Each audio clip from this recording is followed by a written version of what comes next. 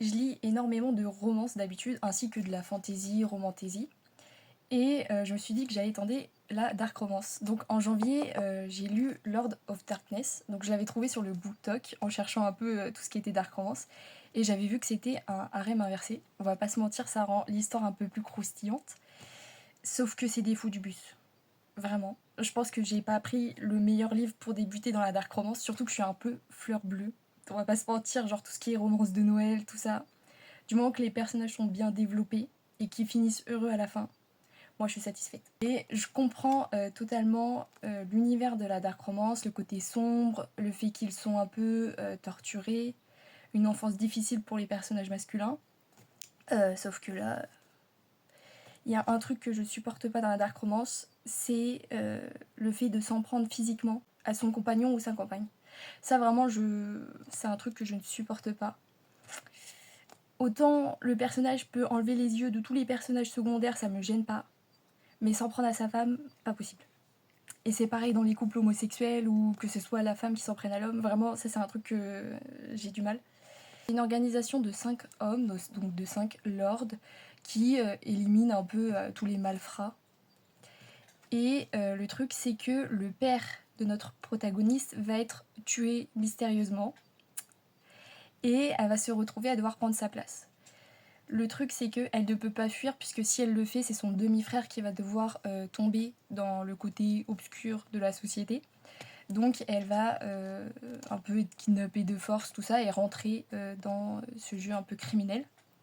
Sauf qu'il y a une sorte de rite de passage pour rentrer dans les lords. Elle va être marquée au fer rouge. Comment vous dire que je pense que j'ai pas pris la bonne dark romance pour commencer.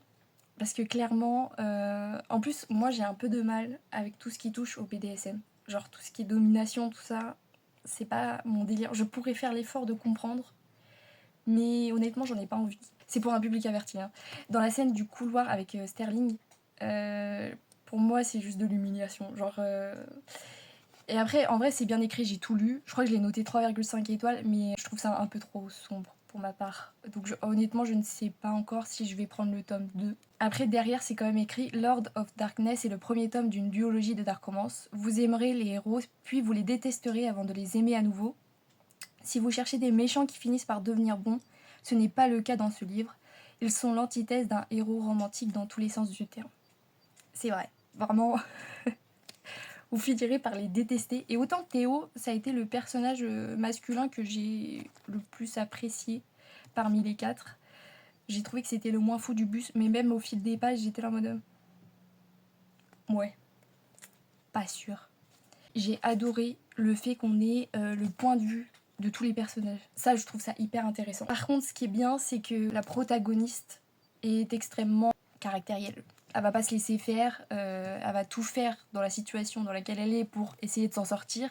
Elle va notamment tenter de les empoisonner, voilà. C'est pas une femme qui subit la situation en mode bon bah tant pis, je peux rien faire. Non. La couverture est ultra jolie aussi. Et même tout ce qui est passage avec les messages et tout, je trouve ça hyper bien écrit, ça donne envie de le lire. Donc dans l'ensemble, c'est un bon livre, mais je pense pas que je suis forcément le public cible déjà de base. Donc, et puis je pense que j'ai commencé un peu fort. Pour le coup, niveau dark romance,